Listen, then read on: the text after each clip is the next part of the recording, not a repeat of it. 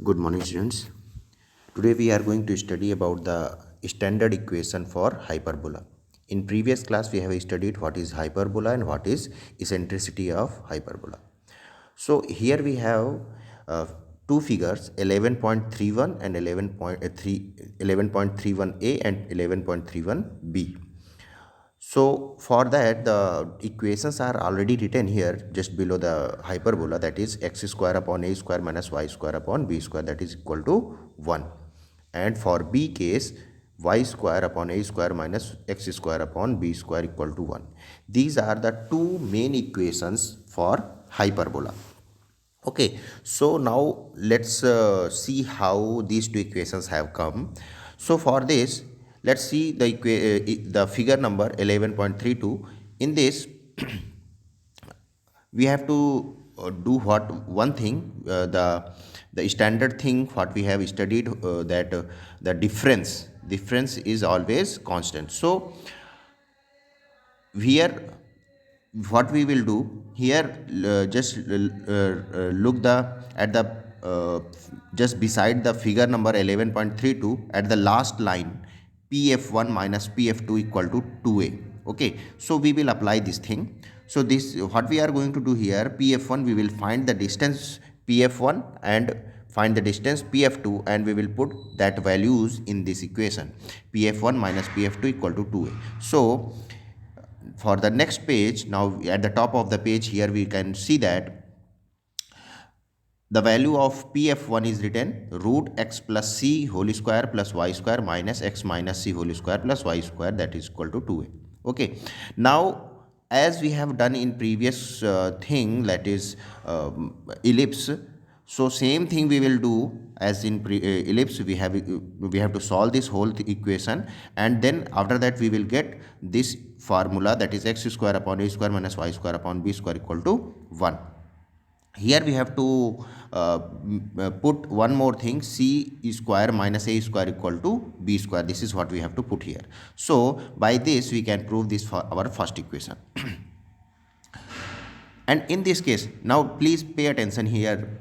In this case, OC, the distance from center to focus, that is C, and from this center to vertex is distance A. So in this case, in hyperbola, C is always greater than or equal to A. I have already told you in previous class. So the same thing will happen, and again this same process if we apply for the second case, we will get the another equation, that is which is written just above this large note, that is y square upon a square minus x square upon b square equal to 1. Okay, so these two equations are very much important equations. Now let's see the first note here, what is written here, that a hyperbola in which a is equal to b is called an equilateral hyperbola. That means when a and b are both equal. Okay, so that type of hyperbola is known as equilateral hyperbola. Okay, these are the main things here. Now let's come to next point, latus rectum. What is latus rectum? We have already studied in ellipse case, same thing here also, and the formula for latus rectum in hyperbola will also be the same as ellipse, that is 2b square upon a. And if you want to find out this formula, you can apply the same concept as we have studied in ellipse, and you can find that. Okay, so now let's move to our example. Here it is given, find the coordinate of foci and the vertices, the eccentricity, the length of the latus rectum of the hyperbola. Two hyperbolas are given, x square upon 9 minus y square upon 16 equal to 1. So we have this equation. We will compare these two equations. We will compare this given equation to standard equation, that is x square upon a square minus y square upon b square equal to 1. When we compare this, we find that a equal to 3 and b equal to 4. From that we can find out the value of c also, that is root a square plus b square, that will be equal to 5.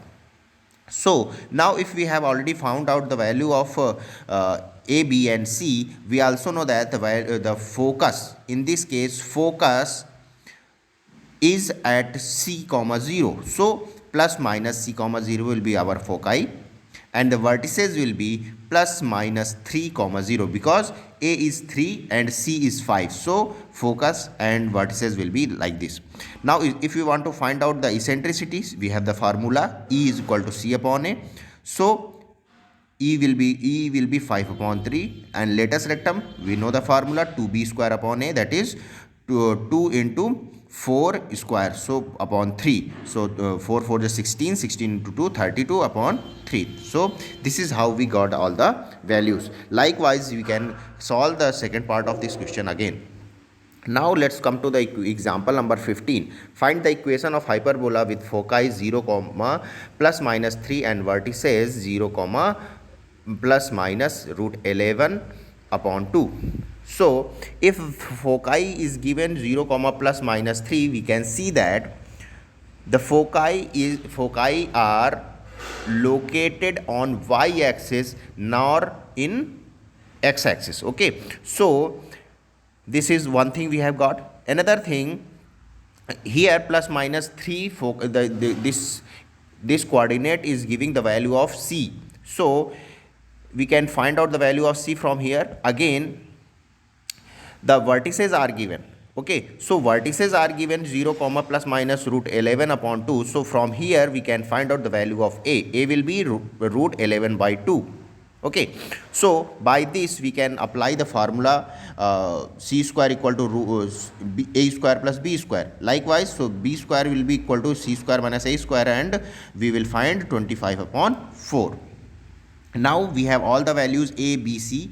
So we have the equation for y-axis hyperbola. Okay, y-axis hyperbola. So y square upon A square minus x square upon B square equal to 1.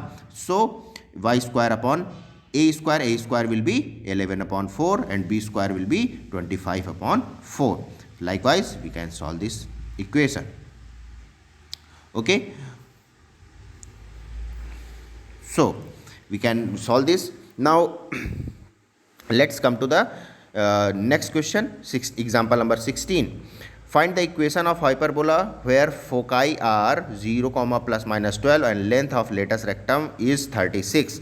So foci is given, so from here we can see that the value of C will be 12 and latus rectum is 2b square upon A, that is will be equal to 36, and from here we can find out the value of A and B also, and from here we can put the values, and likewise we can solve these questions, and we have to complete this exercise. Thank you.